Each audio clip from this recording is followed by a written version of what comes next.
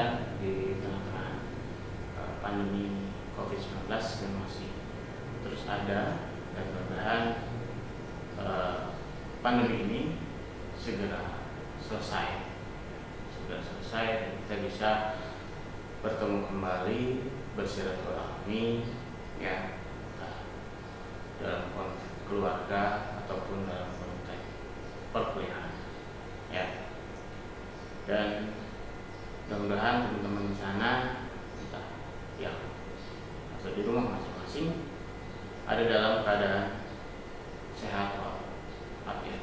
Baik, di pertemuan yang selanjutnya masih tentang seputar sistem data dengan materi entity relationship. Kita akan lanjutkan pembahasan di video sebelumnya ya, seperti itu ya. Saya berharap teman-teman bisa menyimak dengan baik.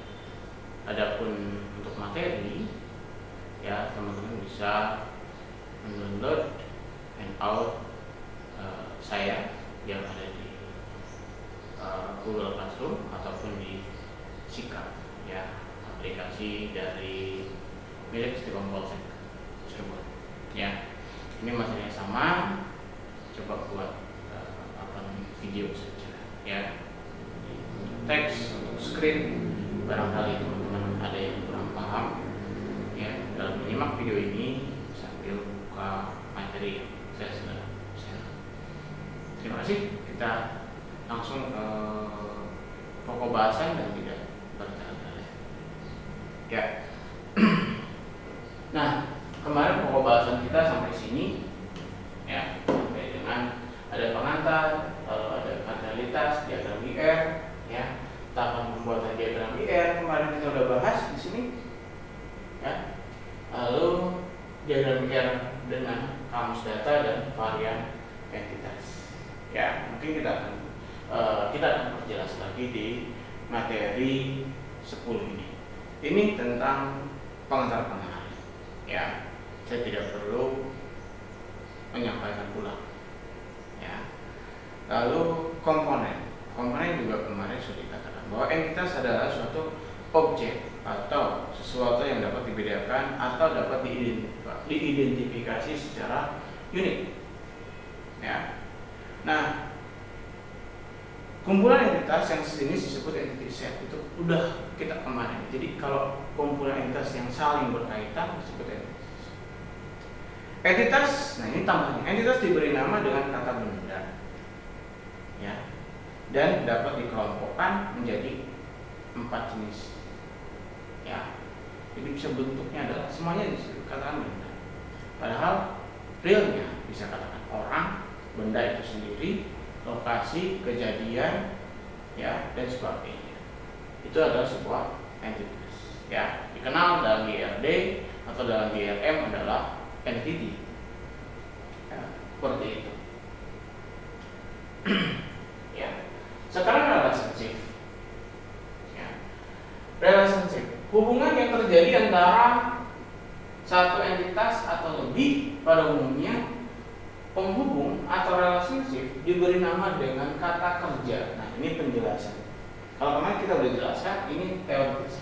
Kata kerja dasar sehingga dapat memudahkan dalam pembacaan relasi ya. Ini tambahan dari yang kemarin saya sudah sampaikan ya. Relationship degree atau derajat karena relationship atau relasi adalah jumlah entitas yang berpartisipasi dalam satu relasi ya. Jadi siapa sih yang berpartisipasi dalam sebuah entitas atau entiti tersebut ya, itu ya. Di antaranya ada unary relationship, ada model relationship yang terjadi di antara entiti yang berasal dari entity set yang sama ya.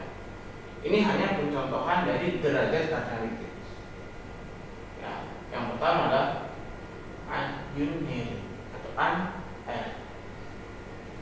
di mana ini relasi terjadi kepada dirinya sendiri. Ya, jadi relasi terhadap dirinya sendiri. Ya, ini contohnya, salah satu contohnya saja. Dan ini terjadinya adalah 1-to-1 atau 1-to-1, terjadi kepada diri sendiri. Ya, karena 1-to-1 juga bisa terjadi sama orang lain, entitas lain. Ini adalah pegawai. Ya,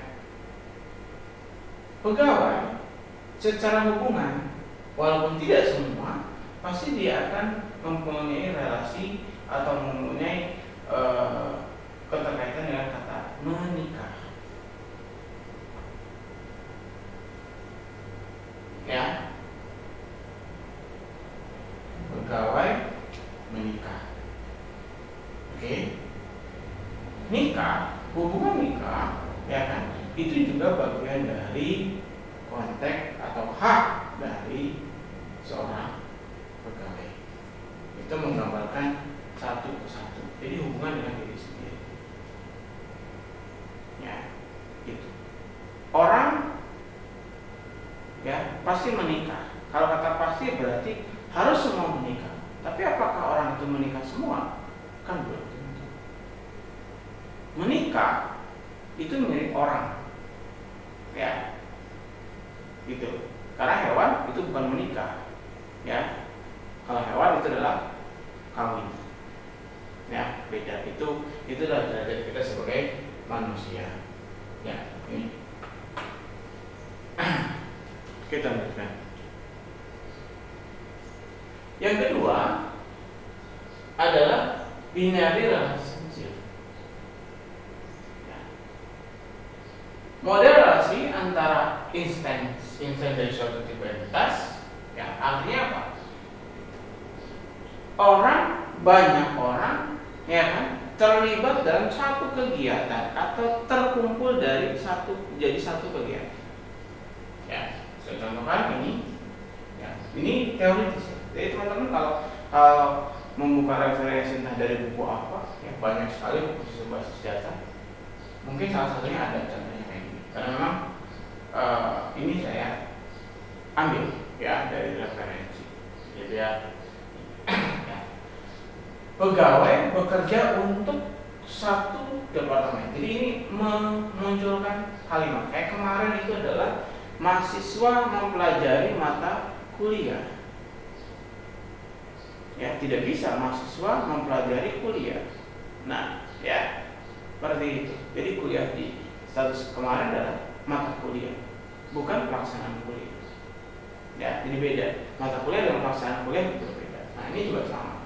Ini dalam memberikan statement. Ya, nanti teman-teman bisa. Pegawai bekerja untuk departemen, atau pegawai bekerja atau banyak pegawai, banyak N, ya, ini simbolnya banyak, ya, banyak pegawai bekerja untuk satu departemen. Kalau kita lihat kalimatnya enak dibaca, banyak pegawai bekerja untuk satu departemen. Ya, seperti itu. Itu dalam kalimat, dalam pembacaan. Ya.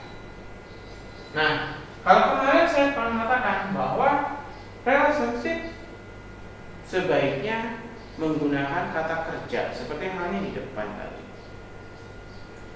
Ya. Ada kata kerja, nama dengan kata kerja. Kalau kemarin dikatakan dengan awalan me. Nah, yang sampel pertama kita katakan kata kerjanya nikah, awalnya me. Nah, kalau kita ke konteks yang kedua, sampel penamaan untuk binary relationship, ya, kalau kita baca ini enak.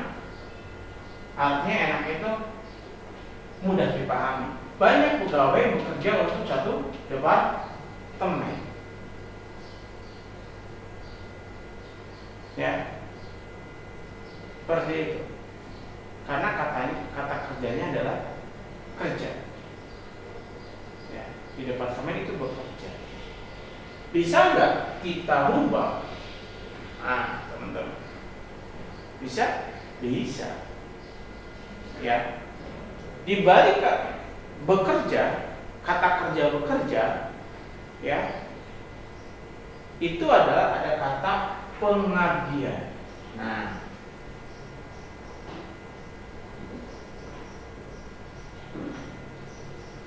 cuman agak sedikit berbedanya adalah apa? Ketika kita ngambil kata kerjanya pengabdian, maka ini seolah-olah adalah orang bekerjanya adalah di instansi pemerintahan. Orang yang loyal, orang yang hanya memberikan support, identik dengan pemerintah, identik dengan sektor organisasi. Jadi identiknya adalah dengan ada yang profit, ada yang sosial. Padahal tidak juga. Nah, ini pengabdian, ini bekerja teknis, bekerja untuk itu teknis. Tapi kita bisa ganti ketika kita berbicara relationship, kita bisa ganti pengabdian. Sehingga kalau kita masukkan ke teori, ya, tentang memberikan nama untuk relationship diawali dengan kata me atau di, maka ini bisa kita tambahkan pegawai mengabdi di departemen, ya. Nah, kalau kemarin ada unsur ketika kita balik, maka apa yang terjadi? Maka ini berubah jadi di. Kalau di pegawai departemen, yang nggak bisa, ya, tidak bisa. Ada kalimat yang bisa kita bolak-balik, ada juga kalimat yang tidak, walaupun ini berubah. Ya, seperti itu. Itu untuk kata kerja. Jadi sampel yang ada di teman-teman ini adalah enak untuk dibaca karena memahami, ya. Tapi kalau teman-teman memunculkan kata kerja untuk sebuah relationship, maka ya itu yang sesuai dengan teoritis. Saya ingatkan kembali, ketika teman-teman punya persepsi, maka teman-teman harus didukung dengan sebuah referensi, ya, yang sudah diuji publik. Artinya apa? Menjadi standarisasi. Itu saya ingatkan, ya, seperti itu. Standarisasi bisa berdasarkan sampling atau contoh mencontoh, ya, yang sudah dibakukan oleh sebuah peraturan ataupun oleh sebuah pengujian. Seperti itu. Oke, ini. Yang ketiga adalah atribut. Ya, atribut. Atribut adalah kumpulan elemen data yang membentuk suatu entitas. Kalau ada kalimat kumpulan, ya, berarti ini adalah bagian ini. Artinya ini langsung ke dalam sebuah entitas, ya, itu menjelaskan entitas. Jadi kata kerja dari atribut atau kata ganti dari itu adalah elemen data. Jadi jangan kaget teman-teman, ya. Jadi kalau atribut kita berarti kita berbicara dalam SVD atau basis data. Ya, ini supaya tidak keliru. Tapi kalau kita berbicara elemen data, berarti ini adalah apa? Option dari dokumen.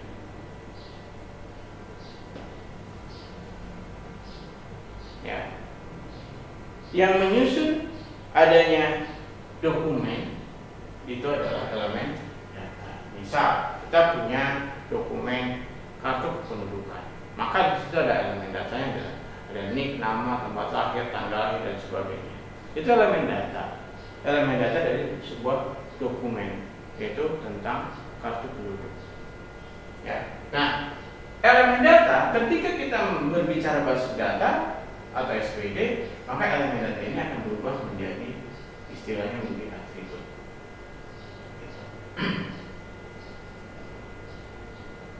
Atribut identifier atau key digunakan untuk menentukan suatu entity secara unik atau primary key. Ya. Atribut yang punya kekhususan dan mampu membedakan antara entitas yang satu dengan entitas yang lain atau entitas yang satu dengan entitas yang lain, maka dia akan berstatus atau akan dijadikan sebagai primary key, kunci dari data. Itu akan diberikan. Lalu mengenai atribut. Yang kedua adalah atribut deskripsi. Jadi ini atribut identifier, ini atribut deskripsi atau non key atribut. Digunakan untuk menspesifikasikan karakteristik dari suatu entity yang tidak unik. Artinya atributnya tidak unik. Mendeskripsikan. Ada kalimat mendeskripsikan.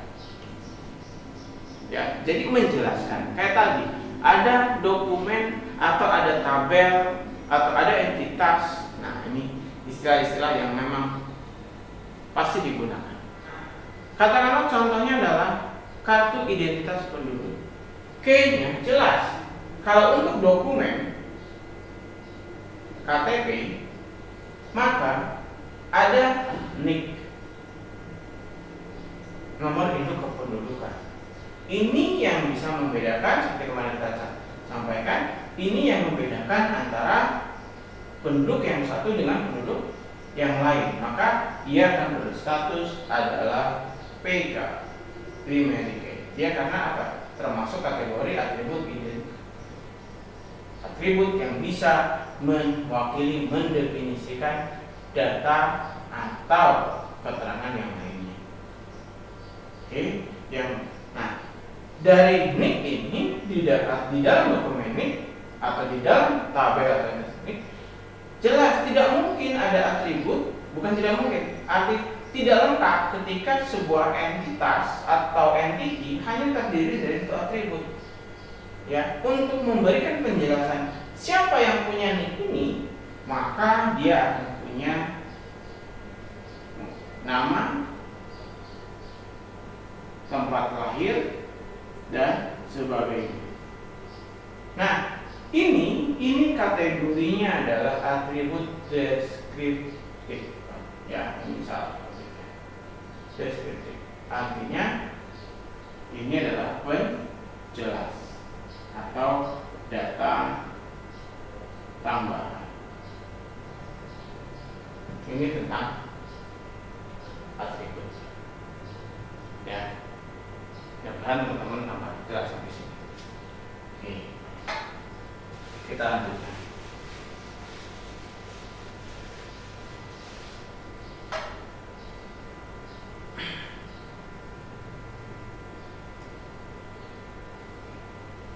Ya. Oke. Nah, ini yang kemarin kita sudah lihat. Ya. Jadi materinya agak diulang. Karena saya dikasih jelasin, saya pengen teman-teman benar-benar paham. Ya, kardinalitas pemetaan, mapping kardinality. Ya, ini kemarin udah satu ke banyak ke satu dan sebagainya. Oke, kita skip. Nah, ini simbol. Nah, ini diagramnya. Kemarin kita udah ini kan.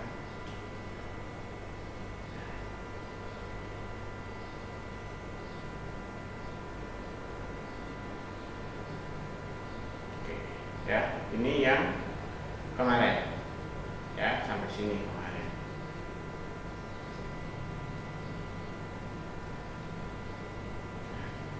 Saya buka langsung saja supaya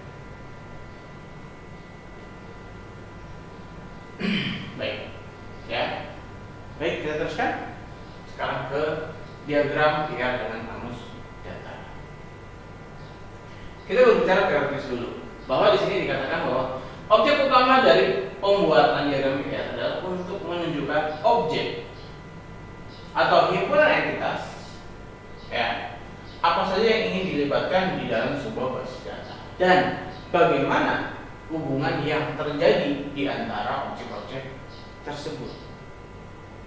Ya, pada sebuah sistem yang ruang lingkupnya lebar dan kompleks, penggambaran atribut dapat dalam sebuah diagram PR seringkali malah mengganggu objektivitas yang ingin dicapai.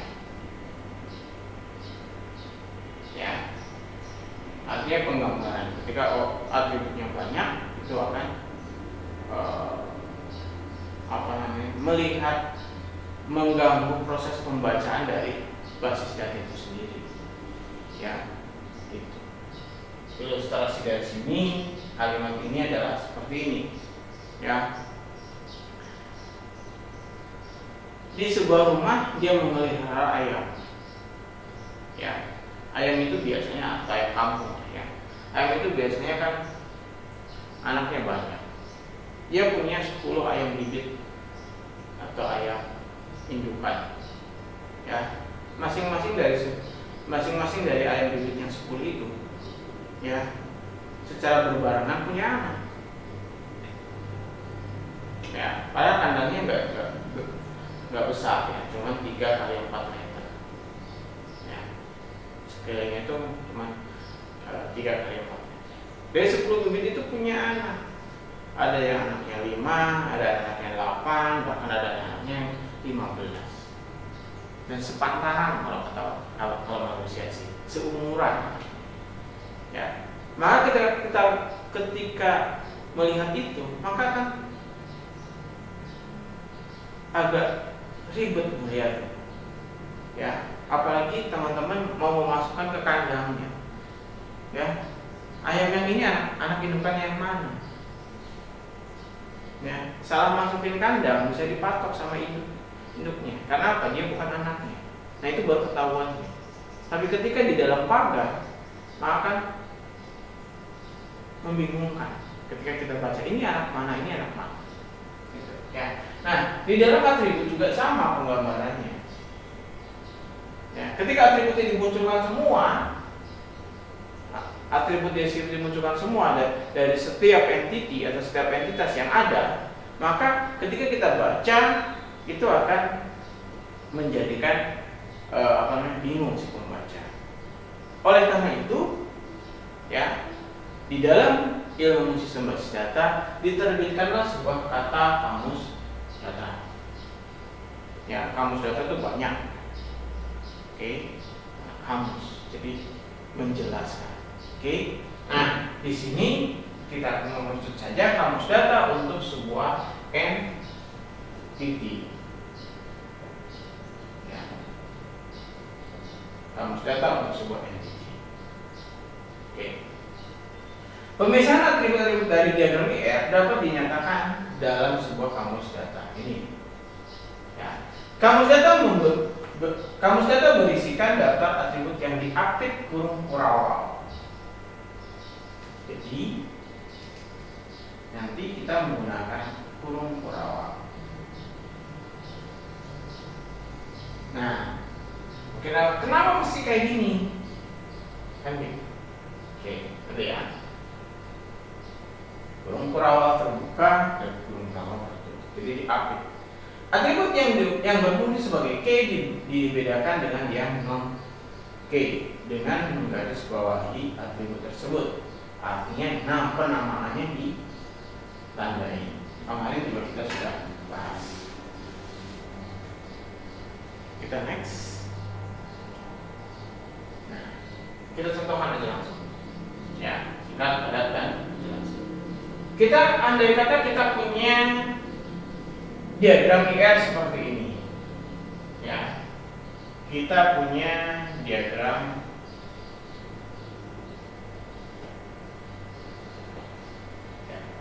seperti ini. Kita punya mahasiswa supaya mindsetnya nggak berubah atau pikirannya fokusnya nggak berubah. Kita punya diagram IR yang kemarin kita bahas. Ada mahasiswa, ada kuliah, ada dosen dengan lengkap dengan fasilitasnya. Kita anggap saja ini adalah sudah fix, ya. Padahal belum tentu ya, karena ini sampel. Sampel dalam pembelajaran itu belum tentu 100%. Ya, kenapa? Karena keinginan dari pengajar atau saya pribadi adalah ada ketelitian, ada identifikasi, ada kecermatan, ada proses pembelajaran yang dilakukan oleh teman-teman.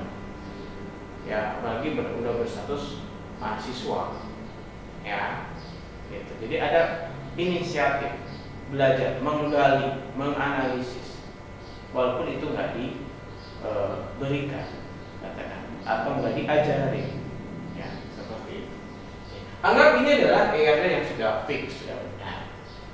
Nah, karena kita lokusnya atau pembahasannya adalah kepada mahasiswa, kamus data. Jadi kalau ini adalah banyak, ya, dan kompleks, ya, seperti itu, maka kita bisa buatkan kamus data. Ya, kamus data ini, konteks seperti ini bisa kita terapkan jika penggambaran diagram IR ini, ya, itu menyangkut banyak entitas, ya, banyak entitas, banyak relasi, ya, seperti itu. Kenapa mesti ada kamus data ini? Karena apa? Penggambaran diagram IR, ya, ada satu pendapat bahwa penggambaran diagram IR tidak boleh, ya, tidak boleh lebih dari satu page, ya. Jadi ketika kita akan menggambar diagram IR, itu nggak boleh bersambung, beda page, beda halaman, itu nggak boleh. Ya, seperti itu. Kenapa? Karena kalau terjadi penggambaran diagram IR lebih dari satu page, maka akan membingungkan dalam pembacaan. Ya, seperti itu. Ilustrasinya, penggambaran diagram IR itu seperti halnya sebuah peta. Ada nggak, pernah nggak teman-teman menemukan, entah di toko buku yang kecil atau yang besar, ketika teman-teman beli peta dunia, ya, terdiri dari 2 lembar atau 2 halaman, ya?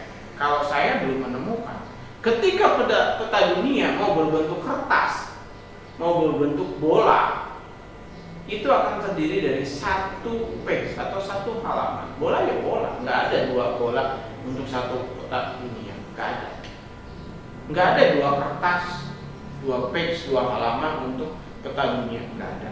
Jangankan peta dunia, yang dunia sendiri saya belum pernah keliling dunia. Untuk peta kabupaten kita saja, untuk Cirebon atau sekitar kita, ada Cirebon, ada Indramayu, ada Kuningan, ada Majalengka, yang sekitar kita, kota dan kabupaten Cirebonnya, ya, belum pernah peta daerah kabupaten dibagi 2. Kalau judulnya Kabupaten Cirebon, maka petanya adalah seluruh Kabupaten Cirebon termasuk batas, tapal batas. Ini kemana, ini kemana. Merujuk lagi ke kecamatan, peta kecamatan ya kecamatan. Ya, padahal kecamatan itu luas berhektar-hektar, tapi dalam peta ya 1 page. Merujuk lagi, ya kan, ke desa juga sama. Bahkan yang paling kecil adalah apa? Karena kata peta itu hampir sama adalah dengan denah. Ada nggak desain rumah, ya, yang berlembar-lembar? Tidak ada. Pak, ada lantai bawah, lantai atas dibuatnya beda gambarnya. Itu bukan urusan. Tapi ketika menggambarkan rumah, ini tampak depan, ya sudah depan. Mau lantai berapa juga depannya dimunculkan. Gitu. Ya, seperti itu. Itu konteksnya. Ya, walaupun tampak kecil, nanti baru dimunculkan ini sektor depan, bawah, ini sektor atas. Ya, dideskripsikan lagi gambar deskripsi berikutnya. Tapi secara keseluruhan adalah 1 page. Ya, jadi ilustrasi pertama. Ya. Nah, kalau peta dibuat kecil-kecil, kalau ini kecil boleh, ya kan? Kecil boleh, tapi tetap harus kebaca. Gimana kalau misalkan kalau dalam penulisan kita menggunakan A4 atau A4? Sedangkan itu udah, kalau menggunakan kertas itu nggak kebaca. Ya teman-teman bisa menggunakan kertas A3 sampai dengan A0. Terus kalau misalkan lipat, ya ada pembukuan, kan nggak mungkin kertas A0 besar, ya kan, bukunya besar hanya untuk satu lembar itu. Ya enggak juga seperti itu. Teman-teman bisa dilipat. Kan banyak ya buku yang mengilustrasikan sebuah rumah, begitu dibuka kelihatan bukan gambar lagi tapi berdimensi, ya kan, atau di majalah ya, begitu dibuka kok majalah ada lipetannya di dalamnya, begitu lipetannya dibuka ternyata membentuk sebuah gambar yang memang itu harus dimunculkan untuk kertas besar tapi kemasan kecil ya gitu. Oke. Oleh karena itu, maka dibutuhkan kamus data. Nah, ini salah satu sampel menulis kamus data untuk diagram IR. Jadi ini kamus data IRD, Entity Relationship Diagram. Ya, menulisnya seperti ini. Mahasiswa sama dengan dia punya atribut apa aja di mahasiswa ini. Ada nama milik mahasiswa, ada nama, alamat, dan sebagainya. Diapit dengan huruf-huruf.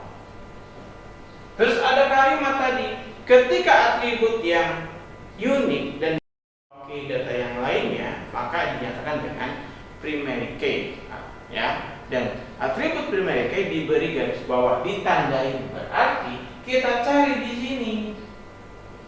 Ya, mana atribut yang memang kita jadikan key, misalkan nih ya kita kasih garis bawah atau underline nih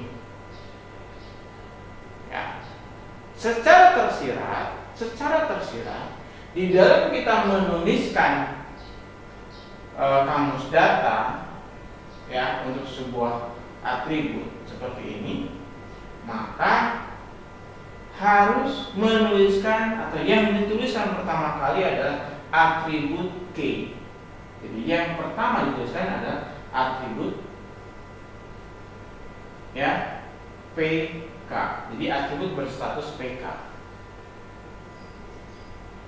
Ya, seperti itu. Ya, atribut berstatus PK. Kalau teman-teman cermati dari sebuah dokumen, tadi saya mengatakan kartu penduduk. Ya kan? Kartu penduduk. Teman-teman punya kartu penduduk. Kalau teman-teman telah memiliki surat izin mengemudi, maka teman-teman juga punya kartu itu. Coba lihat di sana. Informasi yang muncul, yang akan dibaca terlebih dahulu, yang akan disampaikan terbentuk apa? Ya, pasti adalah sesuatu informasi yang unik yang bisa mewakili data-data yang lainnya. Sebuah kwitansi, sebuah faktur, pasti nomor faktur. Ya. Baru tanggal, karena itu adalah waktu dan sebagainya. Oke. Jadi penulisannya adalah yang memiliki tadi. Itu secara tersirat atau tidak di standar, tapi tersirat adalah ini. Sehingga apa?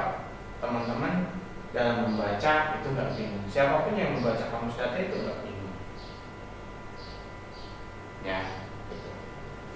Nah, penulisan kamus data IR dengan bentuk seperti ini itu dikenal dengan skema. Nah, jadi penulisannya adalah dengan bentuk skema.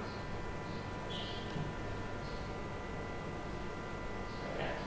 Sekarang ke varian entitas. Di dalam basis data terdiri dari dua varian yang menyatakan different entitas. Yang pertama adalah entitas squat atau bebas, strong entity set. Yang kedua adalah himpunan entitas lemah, weak entity set. Himpunan entitas ini tidak memiliki ketergantungan dengan himpunan entitas lain atau berdiri sendiri, digambarkan dengan 4 persegi panjang. Ya. Himpunan entitas lemah adalah berisi entitas yang kemunculannya tergantung pada entitas dalam sebuah relasi terhadap entitas kuat. atau strong entity. Biasanya tidak memiliki atribut sebagai K, digambarkan dengan 4 persegi panjang bertumpuk. Nah, ini ada sebuah referensi. Jadi kalau entity kuat, maka dia satu garis. Tapi ketika dia entity lemah, bertumpuk, nulisnya begini kalau bertumpuk. Walaupun ini ada yang menggunakan, ada yang tidak. Misalkan di sini M, A, S, sini M, A. Tumpukan ini menyatakan apa? Ini dalam teori. Pada studi kasus sebelumnya, himpunan entitas mahasiswa, dosen, dan kuliah digolongkan sebagai entitas kuat yang masing-masing berdiri sendiri. Ya, kita punya tabel. Ini adalah tabel mahasiswa. Ini adalah tabel wali. Ya, dan ini adalah tabel hobi. Ya, nah. Saya hanya akan menunjukkan entitas lemah dan entitas kuat. Ya. Ketika entitas mahasiswa, ya, tanpa ada hobi, tanpa ada wali mahasiswa, kira-kira ini bisa nggak untuk mahasiswa? Ya. Jadi tanpa dua ini tetap akan ada. Ya, seperti itu untuk kampus ya. Mahasiswa itu adalah data entitas pokok atau data pokok untuk sistem kampus. Ya, berbeda dengan hobi, berbeda dengan wali. Ya, tabel wali dan tabel hobi ini terbentuk atas tabel mahasiswa atau entiti mahasiswa. Jadi kalau mahasiswanya nggak ada, nggak mungkin ada hobi. Kalau mahasiswanya nggak ada, nggak mungkin ada wali. Atau orang tua itu nggak ada. Ini di sistem kampus. Kalau di sistem rumah nggak mungkin ada anak kalau nggak ada orang tua kan? Jadi dibagi. Kalau di kampus ada seperti ini. Nah, ini kategori adalah entity kuat atau strong karena dia bisa berdiri sendiri tanpa ini. Sedangkan wali dan hobi adalah merupakan entity lemah. Kenapa? Ini nggak akan bisa ada karena nggak ada mahasiswa. Contoh, hobi di sini sepak bola. Dia munculkan hobi sepak bola. Siapa sih yang hobi mahasiswa yang hobi sepak bola? Nah, itu udah pengujian. Berarti apa? Dibutuhkan. Ya, jadi dia hanya ke sebuah keterangan. Gitu. Ya, makanya dia dikatakan lemah. Dua unsur ini adalah lemah. Gitu. Ya. Kalau di kampusnya saya nggak butuh data hobi mahasiswa, maka ini akan dicoret, nggak akan ada. Tapi nggak mungkin mahasiswa dicoret dari sistem kampus. Masa kampus nggak ada mahasiswanya? Nah, ya, seperti itu. Itu salah satu sampling, ya. Nah, itu bentuk tabel. Sekarang kita bentuk PR. Ya. Kalau sudah penjelasan kayak tadi, saya yakin teman-teman paham. Ya. Mahasiswa memiliki orang tua ya pasti. Karena ini ada orang tua, maka satu ke satu. Tapi kalau ini yang wali, mungkin ini akan N. Karena yang sifatnya wali itu bisa orang tua, bisa kakak, bisa paman, bisa saudara, bahkan orang lain yang menjamin, yang bertanggung jawab atas mahasiswa itu adalah wali. Berarti ini bisa berstatus N kalau ini wali. Tapi kalau orang tua berarti ini berstatusnya wali. Karena orang tua itu identik dengan kandung, yaitu ayah dan ibu. Ya, seperti itu. Tuh. Lalu mahasiswa menyenangi hobi. Nah, ini N. Kenapa? Mungkin aja satu mahasiswa menyenangi satu hobi. Mungkin saja satu mahasiswa menyenangi banyak hobi. Kita balik, satu hobi di mahasiswa mungkin banyak hobi. disenangi oleh mahasiswa juga mungkin. Nah, ini maksud dengan kanalitas. Maka ini nggak apa-apa. Saya tebarkan di sini. Ya, gitu teman-teman. Oke, selesai. Ya, mudah-mudahan teman-teman bisa dipahami. Ya, kalau kurang jelas silakan ketik komentar di Google Classroom. Ya, dan deskripsi YouTube-nya. Ya, itu akan menjadikan polemik karena kita belajar menggunakan jasa atau media Google Classroom. Ya, silakan di sana atau langsung chat saya sendiri. Ya, itu yang bisa saya sampaikan untuk pertemuan hari ini, dan mudah-mudahan tidak ada halangan. Kita akan dilanjutkan di materi yang selanjutnya. Terima kasih. Mudah-mudahan kita selalu diberikan kesehatan, dan diakhiri dengan wassalamualaikum warahmatullahi wabarakatuh.